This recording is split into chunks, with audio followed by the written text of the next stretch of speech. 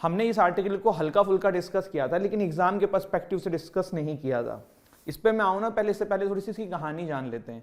मोरबी का ये ब्रिज ना देखो 2018 तक भी जो ओरेवा नाम की कंपनी है ना उसी के अंडर में था। 2018 से पहले देखिए 10 रुपये टिकट लेते थे ये वहाँ पे सवारी कराने के, मतलब जाने के। 2018 के बाद थोड़ा सा आप कह सकते हो कि ये कॉन्ट्रैक्ट रिन्यू इसलिए नहीं हुआ था क्योंकि एमसीडी जो थी और ओरेवा ग्रुप के बीच में कॉन्फ्लिक्ट था कि या ये 10 रुपये नहीं 15 रुपये का टिकट करना है हमें, लेकिन जो म्यूनसिपल कॉर्पोरेशन थी वो उनको अलाउ नहीं कर रही थी। फिर क्या हुआ, 2020 के एंड में ये रिन्यू होने वाला था, लेकिन कोविड एंड ऑल के चलते हुए फिर ये बहुत एंड में आके थिंक 2022 के स्टार्टिंग में कॉन्ट्रैक्ट इनका रिन्यू हुआ। जो ओरेवा ग्रुप के बंदे हैं ना, उन्होंने इस ब्रिज को स्टार्ट होने से पहले 3 दिन पहले एक बात बोली थी कि हमने 2 करोड़ रुपए इसके ऊपर लगाए हैं और इस ब्रिज को मरम्मत किया है। लेकिन देखिए जब बाद में चीजें पता पड़ी कि ओरेवा ग्रुप ने भी ये कॉन्ट्रैक्ट जो है किसी को सब कॉन्ट्रैक्ट कर दिया था। सब कॉन्ट्रैक्ट का मतलब क्या होता है, जैसे मान लो कोई एक बंदा है, ठीक है, कोई एक बंदा है, उसके पास कुछ काम आ रहा है तो उसने जो है अपने नीचे लेवल पे और लोगों को दे दिया कि तुम करो मेरे बिहाफ पे, ठीक है। तो ये होता है सब कॉन्ट्रैक्ट करना, तो वो कर दिया। अब उसके बाद क्या हुआ, उनको सिर्फ आई थिंक 30 लाख के आसपास का पैकेज इन्होंने दिया था। ये एग्जाम वाला पॉइंट ऑफ व्यू से नहीं है इतना जो बता रहा हूं मैं, ये बस थोड़ा समझ लो। तो आप सोचो 2 करोड़ बोल के 30 लाख रुपए लगाए हैं और 30 लाख में से भी शायद 11-12 लाख रुपए ही स्पेंड किए गए थे इसके मरम्मत के लिए, तब जाके ये सारी घटना जो हुई थी। अब इसमें देखिए जो अरेस्ट भी किए गए हैं, पता है आपको किनको किया गया है? टिकट कलेक्टर्स जो वहाँ पे टिकट काटते हैं, जो वहाँ पे गार्ड थे, और इस तरीके से लोगों को अरेस्ट किया गया है। अब आप एक बात को समझिए कि ये जो लोग अरेस्ट हुए हैं, अब मेरे यहाँ पे अगर कोई काम कर रहा है, जैसे कि मेरे यहाँ पे नीचे गार्ड काम करते हैं, ठीक है, तो अगर मैंने उनसे बोल दिया कि भाई किसी को ऊपर मत आने देना, तो वो नहीं आने देगा ना। मैंने उससे बोला कि नहीं भैया आप आने दो, तो वो आने देगा ना। तो जो टिकट कलेक्टर हैं वो अपने जेब में पैसा थोड़ो रख रहे थे, वो तो ओरेवा ग्रुप के लिए काम कर रहे थे ना। तो टिकट कलेक्टर, गार्ड या फिर जो मैनेजर हैं, आपको उनको पकड़ने की जगह जो इसमें असली रिस्पॉन्सिबल है उनको पकड़ना चाहिए। देखो जो ये ओरेवा ग्रुप है ना गाइज, थोड़ा सा आपको और एक बार बताता हूँ, जो ये ओरेवा ग्रुप है ना, ये एक्चुअली में घड़ी एंड लाइट बनाने वाला ग्रुप है। इवन राइट नाउ हम जिस कमरे में खड़े हुए हैं और हमारे यहाँ पे जो हमने लाइट्स लगवा रखी हैं जो स्टूडियो में लगती हैं, वो ओरेवा कंपनी की हैं। तो इनको ये कॉन्ट्रैक्ट कैसे मिला, इस पे भी क्वेश्चन है कि भाई ये लाइटिंग और वॉच वाली कंपनी को मरम्मत का काम या फिर ब्रिज को मेंटेन करने का काम, ये एक बहुत बड़ा क्वेश्चन है। और आप यहाँ पे पूरा पॉलिटिकल नेक्सस देख सकते हैं कि किस तरीके से कॉर्पोरेट एंड पॉलिटिक्स के अंदर हमेशा एक नेक्सस रहता है। तो this is the harsh reality of India. और आप ये भी देख सकते हैं कि किस तरीके से बहुत सारे न्यूज़ वाले जो हैं वो इस बातों को छुपा रहे हैं या कुछ कह नहीं रहे हैं। तो जी न्यूज़ का एक बंदा था जो आज तक में चला गया, क्या नाम है उनका यार, सुनील चौधरी या समथिंग ऐसे ही नाम है ना उनका, वो भाई अपने वीडियो में उन्होंने बोला है कि लोगों को भी ध्यान रखना चाहिए कि जो है इतने सारे लोग क्यों जा रहे हैं या वहाँ पे सेल्फी क्यों खिंचा रहे हैं, या फिर जो है इतना ज़्यादा। देखो यहाँ पे ऐसी वीडियोस आई थी कि लोग जो हैं उसके अंदर जाके ब्रिज को हिलाने की कोशिश कर रहे थे। तो मेरा एक बहुत सिंपल सा सवाल है कि कोई ट्रेन है, आप सरकार के भरोसे उस ट्रेन में बैठते हो, है ना, कल को उस ट्रेन का ब्रेक फेल हो तो क्या कोई आपसे ये कहेगा कि भाई तुम्हें ध्यान रखना चाहिए था कि उस ट्रेन का ब्रेक फेल ना हो? ये तो आप विश्वास करके जाते हो ना, पूरी चीज़ें ट्रस्ट पे चल रही हैं। तो ये बहुत गलत तरीके के स्टेटमेंट सब आ रहे हैं। जो भी है आप पॉलिटिक्स समझ सकते हो, कभी कभी लगता है कि हाँ भाई जो बहुत सारे लेफ्ट विंग्स के लोग बोलते हैं बात कभी कभी सही भी होती है, जिसमें से एक ये भी है। बात अभी इसके बारे में कोई नहीं कर रहा है, नया मैटर आ चुका है आफ्ताब श्रद्धा का, जो कि अपने आप में एक इम्पॉर्टेंट मुद्दा है। लेकिन this is also very important thing कि भाई इतने लोगों ने हमारे देश में जान खो दी है, और वो लोग ना कोई अंबानी नहीं है, वो लोग कोई रिच लोग नहीं है, वो आम जनता है आपके हमारी जैसी, जिनको इंसाफ मिलना चाहिए। ये थी बात। अब इस पे आ जाते हैं, ठीक है, अब थोड़ा काम की चीजें जानते हैं। टेक्निकल रीजंस क्या हैं 19th सेंचुरी के इस ब्रिज के गिरने की? तो ये ओवर क्राउडिंग है एक रीजन। देखो ऐसा बोला जाता था कि इसके अंदर जो है 15 से 20 लोगों की कैपेसिटी है एक बार में जाने की, ठीक है, लेकिन उस दिन जो है करीबन 300 से 400 लोगों को जाने दिया था। तो ओवर क्राउडिंग इज एक रीजन है। दूसरा है क्राउड इंड्यूस वाइब्रेशन, उसको झूले पे जाके ना लोग हिलाते हैं। ऐसे बहुत सारे झूले आप इंडिया में देखेंगे जहां पे लोग ना झूलों को जाके हिलाते हैं, तो उसमें से एक ये भी था। End of the service life, बहुत पुराना हो चुका था, तब भी उसको चलाए जा रहे थे, ढंग से रिपेयर नहीं किया। मैंने आपको बताया सिर्फ 12 लाख रुपए खर्च किए हैं रिपेयर के लिए। Probable cause of such disaster coming, ठीक है, देखो ये तो यहाँ पे सारी चीज़ें लिखी हुई हैं, ये अपने एग्जाम के पर्सपेक्टिव से नहीं है, पर मैं आपको बता देता हूँ क्या कारण रहे होंगे इसके होने के। तो ये तो जो था इससे पहले हमने देखा, एक ये भी था कोविड-19 के दौरान जो है ये सब बंद था, लोग जो हैं बहुत ज़्यादा ट्रैवल लेवल के लिए बाहर नहीं निकलते थे।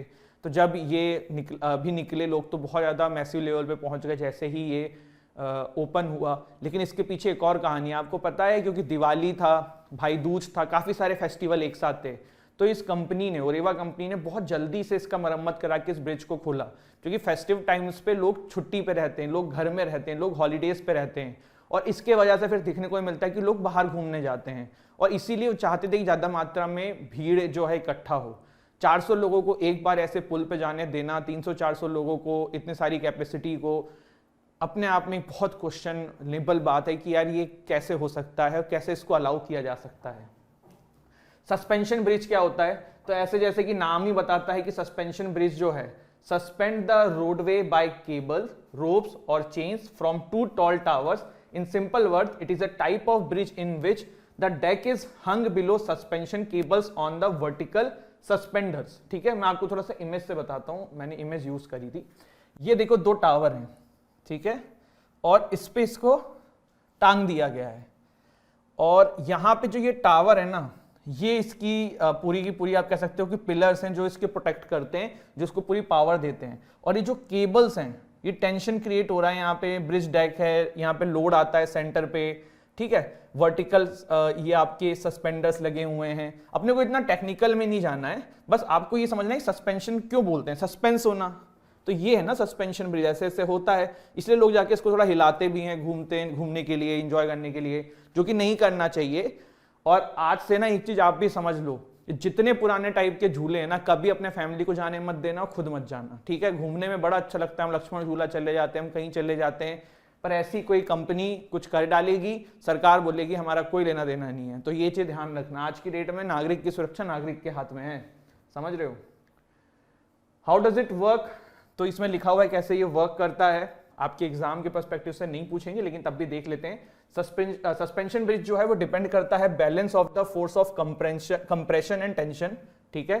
जो डिजाइन होता है वो इंश्योर करता है कि load on the suspension cable is transfer to the towers at the 2 ends. हमने देखा ना कि 2 साइड में टावर होते हैं, तो जो तरीके से बना होता है ना, इसमें होता है कि आदमी जितना भी फोर्स लगाए, जो साइड में दोनों पिलर्स हैं उस पर प्रेशर पड़े और वहां से चीजें जो हैं सेटल रहें।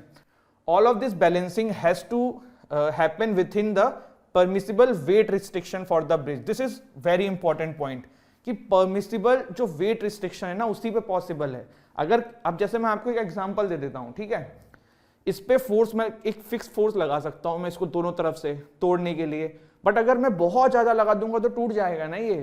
तो वही है, जब किसी की आप लिमिट क्रॉस कर दोगे तो होगा। इतने लोगों को आपने टिकट काट के दे दिया, कैसे कर सकते हो।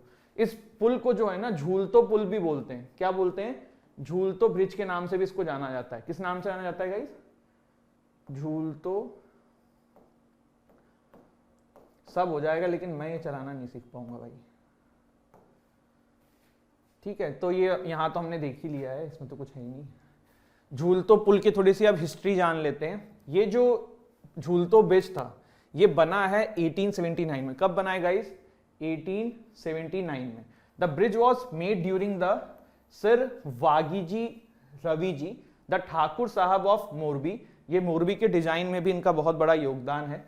मोरबी इन गुजरात एक फेमस सेरेमिक इंडस्ट्री भी है। सेरेमिक मतलब आपने वो देखी ना, मिट्टी के बर्तन टाइप के जो होते हैं, उसकी बात हो रही है, वाली भी इंडस्ट्री है। Around 70% of India ceramics are produced in Morbi. Machchhu river के ऊपर ये पुल था। तो मच्छू रिवर क्या है? Machchhu is a small river that rises in the Madla hills and flows 130 kilometres into the Rann of Kutch, ठीक है। वर्ल्ड लॉन्गेस्ट सस्पेंशन ब्रिज है आज की डेट में, वो है आकाशी काइक्यो ब्रिज, जो कि है जापान में 1991 मीटर। ये सब मैंने इसलिए बता दिया है कि अगर रिलेटेबल कुछ क्वेश्चन आ जाए इससे रिलेटेड तो आपको पता रहे, ठीक है। ये एक इंपॉर्टेंट पॉइंट है, ध्यान रखना। मोरबी ब्रिज पे क्वेश्चन बन सकता है। इवन मैं आपको बता रहा हूं, जो ये श्रद्धा और आफ्ताब वाला है ना, आपकी लीगल में इस पे पैसे जा सकता है, मर्डर या कुछ करके, नाम हम चेंज करके, है ना, कहानी कॉमन कर सकते हैं। अगर मैं बनाता तो मतलब मैं डाल देता पेपर में, क्योंकि अभी रिसेंट है। चलिए, peace nation case why Supreme Court has freed all, ये भी हम आर्टिकल देखेंगे कि सुप्रीम कोर्ट ने क्यों जो है अभी जो कन्विक्ट लोग थे जो जेल के अंदर थे उनको रिहा कर दिया है। ठीक है, चलिए देखते हैं। सबसे पहले देखिए अब ये न्यूज में क्यों है, क्योंकि अलग अलग लोग अलग बातें कर रहे हैं। कुछ लोग कह रहे हैं नहीं करना चाहिए था, कुछ लोग कह रहे हैं कि नहीं नहीं सही किया है, बरी कर दिया है। ठीक है, सबसे पहले तमिलनाडु की जो सरकार है उन्होंने डिमांड करी थी कि भाई राजीव गांधी जी का जो ये असैसिनेशन केस था इसमें जो कन्विक्ट्स थे उनको रिहा कर दिया जाए। गवर्नर के पास ये मैटर था, गवर्नर ने मैटर को अपने पास रखा हुआ था, कोई डिसीजन नहीं दिया था। फिर मैटर सुप्रीम कोर्ट में गया, सुप्रीम कोर्ट ने कौन सा आर्टिकल यूज किया था, कल ही मैंने आपको बताया है, जिसको यूज करके यहाँ पे इनको बरी कर दिया गया है। Former prime minister Rajiv Gandhi ji के असैसिनेशन केस के अंदर जो सुसाइड बॉम्बर हुआ था, ये हमने कल पूरा देखा है कहाँ पे हुआ था, किस जगह पे हुआ था। टाडा लगा था terrorist and disruptive activities prevention act, जिसमें ट्रायल कोर्ट ने इनिशियली 26 लोगों को डेथ के लिए सजा दे दी थी। 1999 में जब टाडा एक्ट वॉज रिपील्ड, जब खत्म कर दिया गया था, तब सुप्रीम कोर्ट ने कन्विक्शन जो है ना उसमें से सिर्फ 7 लोगों का रखा था, बाकी लोगों को जो है रिहा कर दिया था, convicting 4 of them to death and 3 to life imprisonment, releasing the rest. By 2024 Supreme Court ने कम्यूट कर दिया था death sentence of all 4 to life imprisonment. ठीक है, तमिलनाडु गवर्नमेंट ने रिकमेंड किया था कि भाई इनको छोड़ दिया जाए, मैटर गवर्नर के पास था, गवर्नर ने कुछ ज्यादा खास इस पे किया नहीं। आर्टिकल 142 का यूज करके सुप्रीम कोर्ट ने जो है इन लोगों को रिहा कर दिया। केस का नाम क्या था, मैंने यहाँ पे डाला हुआ है, RP Ravichandran versus state of Tamil Nadu. इस केस के अंदर यहाँ पे सुप्रीम कोर्ट ने ये बात कही है। क्या ग्राउंड्स थे सुप्रीम कोर्ट के इनको रिहा करने के लिए? उससे पहले ये जान लो कि टेररिस्ट टाडा के अंदर कौन होते थे। ठीक है, तो टेररिज्म में इन्वॉल्व हो एनी ऑफ द 4 एक्ट्स तो वो टेररिस्ट कहलाते थे। पहला, striking terror in the people, threatening government, alienating a section of the people, adversely affecting social harmony। और एज पर टाडा एक ये भी प्रोविजन था कि अगर कोई बंदा कॉन्स्टिट्यूशनल पोस्ट पे है, उसको कॉन्स्टिट्यूशनल पोस्ट है या कोई गवर्नमेंट एम्प्लॉई है, कोई गवर्नमेंट सर्विस में है, उसको अगर किसी ने थ्रेटन किया, डराया या सोवेनिटी इंटीग्रिटी पे खतरा है भारत के, तो आप जो है फिर भी टेररिस्ट की कैटेगरी में आओगे। ठीक है, तो यहां पे देखिए लिखा हुआ है ना, uphold the sovereignty and integrity of India और any public servant was deemed a descriptive activity. ठीक है, इतनी चीजें क्लियर हुई, बहुत अच्छी बात है।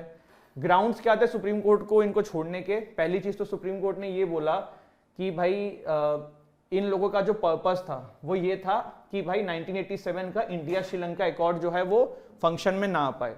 दूसरा ये था कि इंटेंट जो है ना वो इनका क्वालिफाई नहीं करता है टेररिस्ट होने के। कैसे? देखिए राजीव गांधी जी, ये अनफॉर्चुनेट बात है, लेकिन उस समय उनकी सरकार नहीं थी, he was not on any constitutional post. तो इसीलिए फिर जो हमने पीछे पढ़ा ना कि कॉन्स्टिट्यूशनल पोस्ट होनी चाहिए, गवर्नमेंट के द्वारा कोई पोस्ट हो जिसको उसने होल्ड कर रखा हो, तो राजीव गांधी जी ने अनफॉर्चुनेटली ही उस समय कोई पोस्ट होल्ड नहीं कर रखी थी, क्योंकि कुछ महीने पहले ही उनकी सरकार गिरी थी। तो ये कुछ मेजर रीजन थे जिसकी वजह से सुप्रीम कोर्ट ने इनको छोड़ दिया है। ठीक है, फिर ये भी बोला गया कि कोई ऐसा स्पेशल एविडेंस नहीं मिला है जिससे ये बात क्लियर हो कि राजीव गांधी जी के असैसिनेशन में इनका डायरेक्टली इन्वॉल्वमेंट था। एक टर्म यूज करी गई थी कि न्यूक्लियस में इनका कोई इन्वॉल्वमेंट था, न्यूक्लियस मतलब जो मेन टीम थी उसमें इनका कोई खास इन्वॉल्वमेंट था। इस तरीके की चीजें देखी गई हैं। ठीक है, चलिए, बहुत इंपॉर्टेंट टॉपिक है सबरीमाला केस, अभी बहुत न्यूज में है।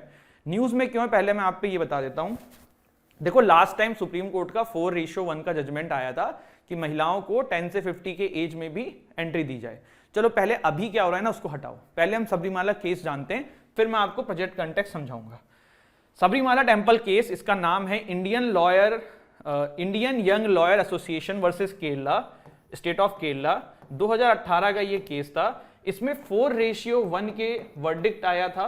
4:1 में क्या कौन कौन से जज थे? हमारे ये 5 जज थे इसके अंदर, chief justice Deepak Mishra, justice RF Nariman, justice AM Khanwilkar, justice DY Chandrachud and justice, इनका नाम बताइए, इन्हीं का डिसेंट ओपिनियन था। इनका नाम मुझे कमेंट सेक्शन बताइएगा। ठीक है, आई से है जस्टिस, पूरा नाम बताइए। ठीक है, अब क्या हुआ था, इस 5 जजेस की बेंच ने 4:1 के मेजॉरिटी में ये वर्डिक्ट दिया था। 4:1 के नंबर में ये वर्डिक्ट दिया था जिसके अंदर उन्होंने ये देखा था कि जस्ट अ सेकंड गाइस यार,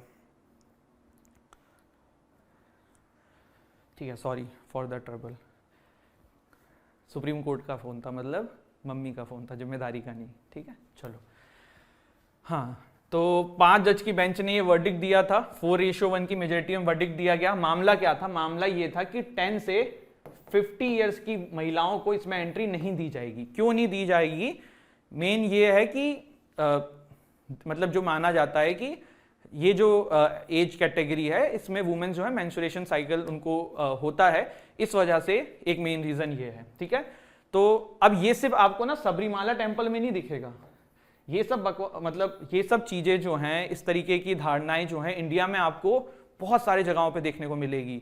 इवन कहीं कहीं पे आप घरों में भी चीज देखते हैं कि भाई जब वुमेन्स जब अपने मेंस्ट्रुएशंस पे रहती हैं तो उस समय उनको टेम्पल नहीं जाने दिया जाता है या घरों में कुछ खाना पीना नहीं छोड़ने दिया जाता है। ऐसे होता है, ऐसा एक्चुअली में सोसाइटी में आप लोगों ने भी कहीं ना कहीं देखा होगा, जो कि एक मतलब गलत चीज है। ऐसी चीजें नहीं होनी चाहिए, बट ऐसी चीजें एक्चुअली में एग्जिस्ट करती हैं। तो 4:1 के वर्डिक्ट में जो है ना, सुप्रीम कोर्ट ने ये कहा था कि भैया 10 से 50 ईयर्स की महिलाएं भी जो हैं इसके अंदर एंट्री कर सकती हैं।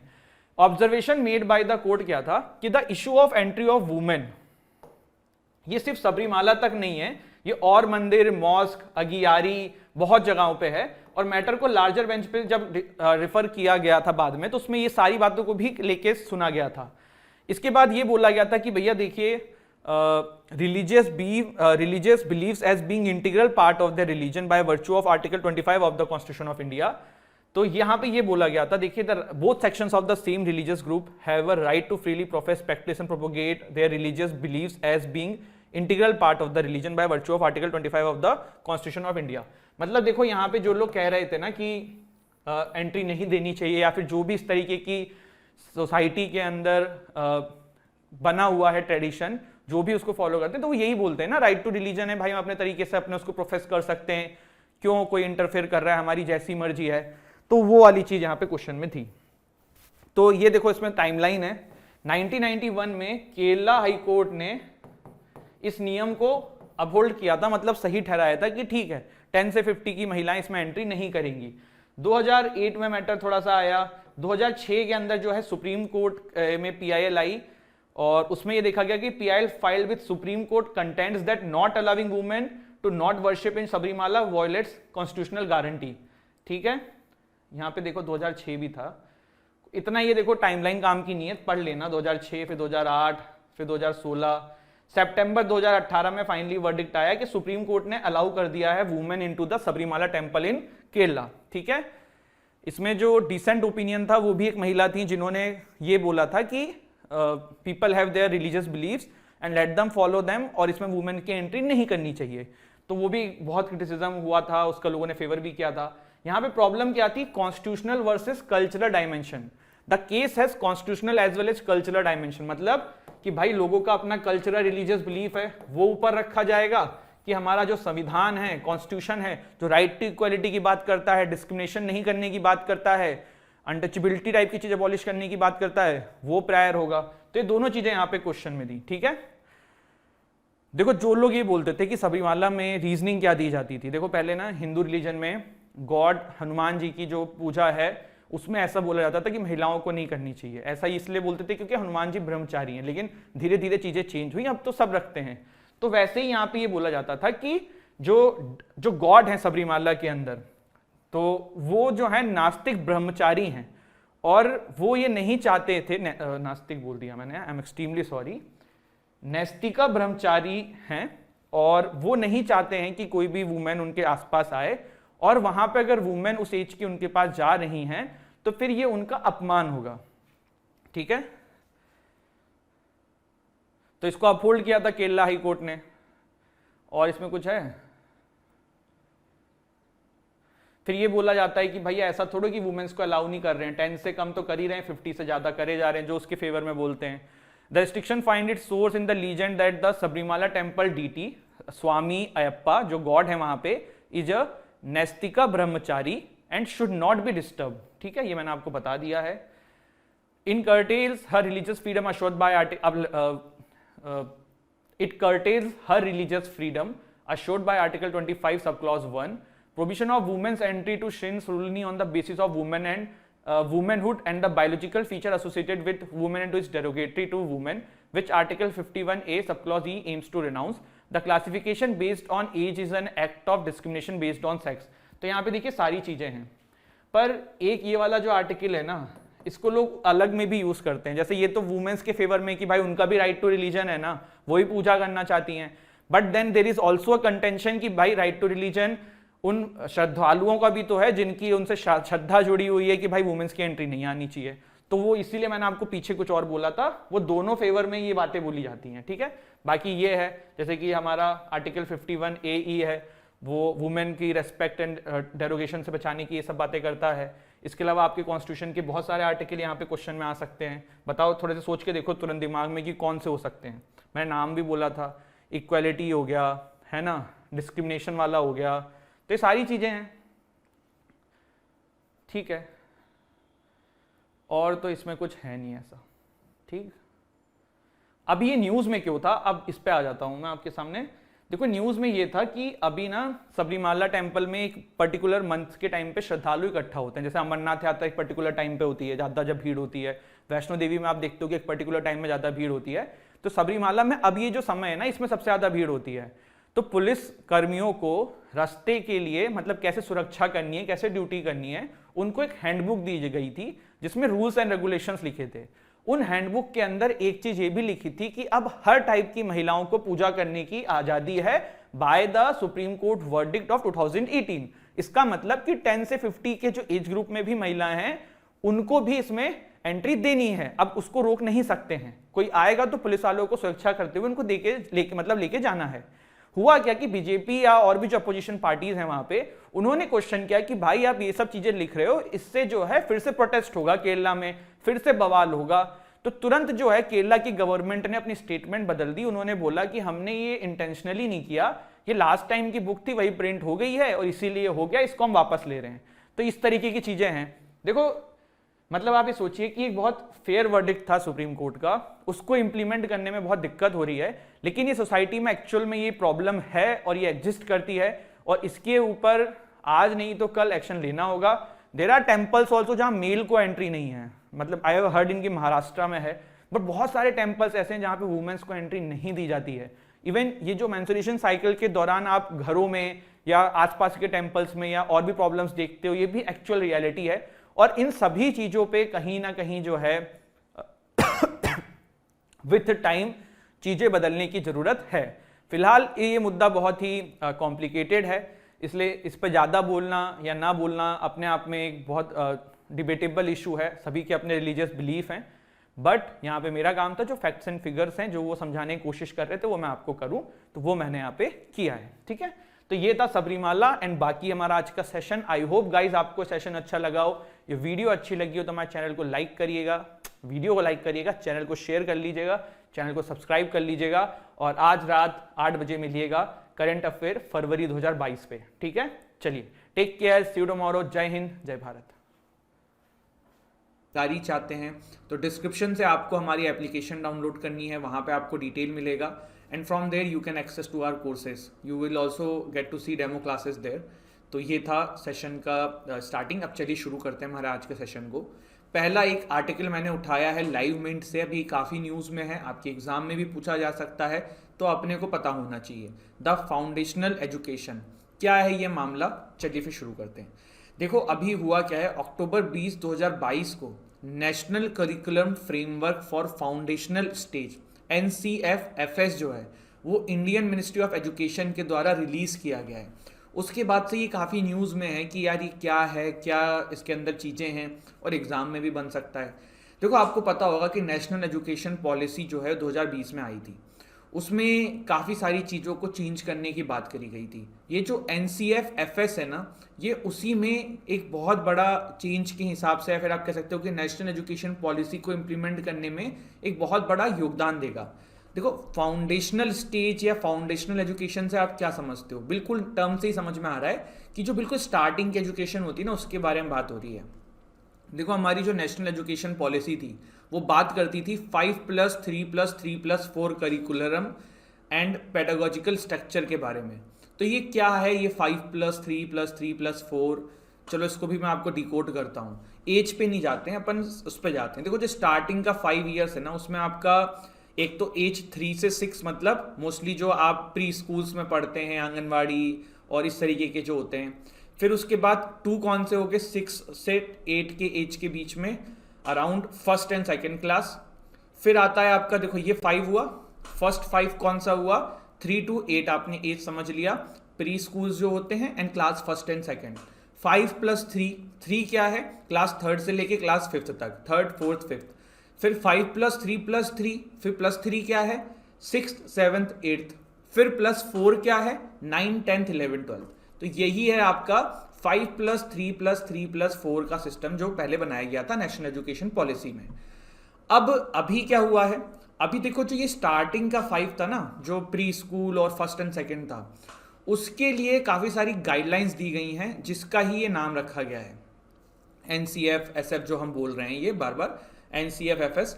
तो इसी में काफ़ी सारी गाइडलाइंस जो हैं, करिकुलम जो है इनके लिए क्रिएट किया गया है कि ये चीज़ों पे ध्यान देना है। देखो एक बात तो बहुत स्पष्ट है कि जो हम चीज़ बचपन में सीखते हैं ना, या फिर जो हमारा जो ये स्टार्टिंग का जो ये 5 ईयर वाला कॉन्सेप्ट है, जो 5+3 में जो 5 है, ये 5 ईयर्स ना आप फ्यूचर में क्या करोगे ना, इस पे बहुत बड़ा रोल अदा करता है। आप इसको इस तरीके से समझ लो कि आप उधर जो चीज़ सीखोगे ना, या फिर आप उस समय जिस तरीके के माहौल में रहोगे, फ्यूचर में आप वही वाली चीज़ें जो हैं फिर आगे अडेप्ट करने लग जाते हो। तो ये जो स्टार्टिंग का जो 5 ईयर्स होता है ना, इसको बोला जाता है early childhood care and education.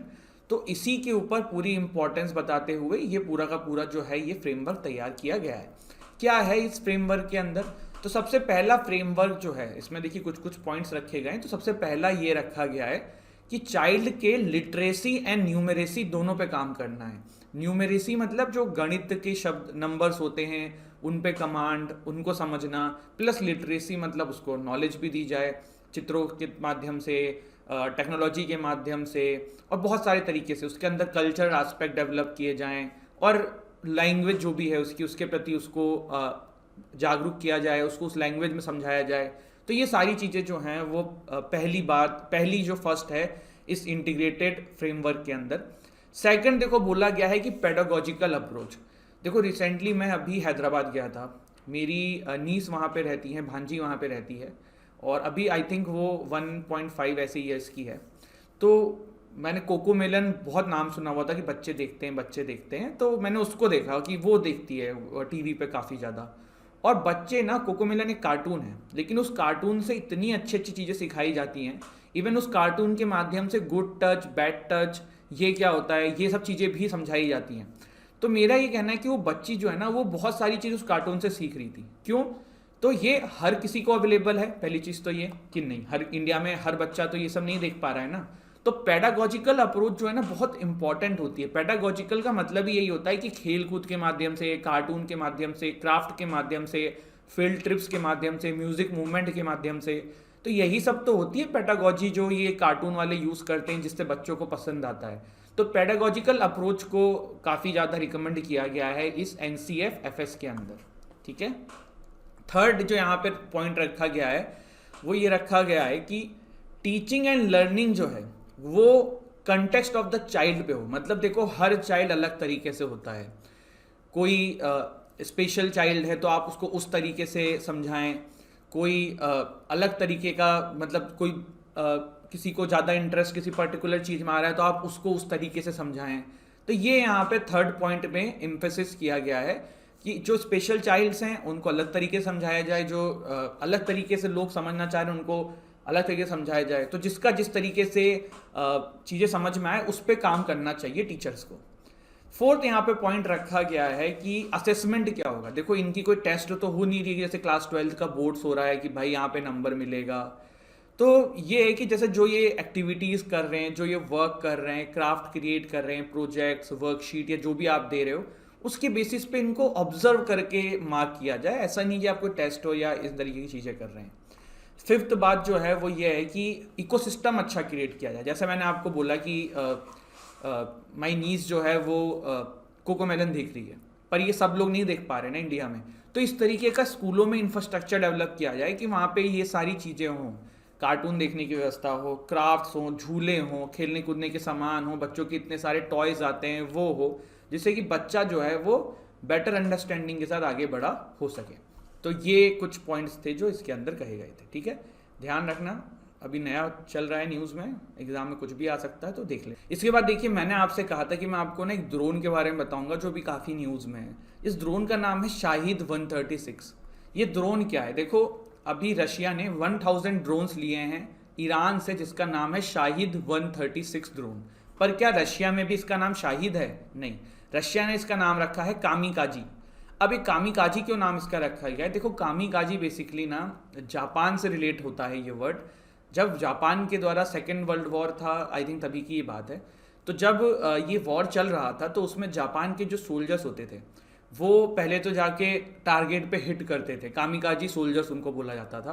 वो टारगेट को अपने अपनी जो भी एयरक्राफ्ट होते थे उससे हिट करते थे, फिर वो अपने एयरक्राफ्ट को लेके उस टारगेट पे खुद भी भिड़ जाते थे, मतलब सुसाइड मिशन पे रहते थे वो लोग। तो उनको कामिकाजी सोल्जर्स बोला जाता था, उनको इसी तरीके से ट्रेन किया जाता था।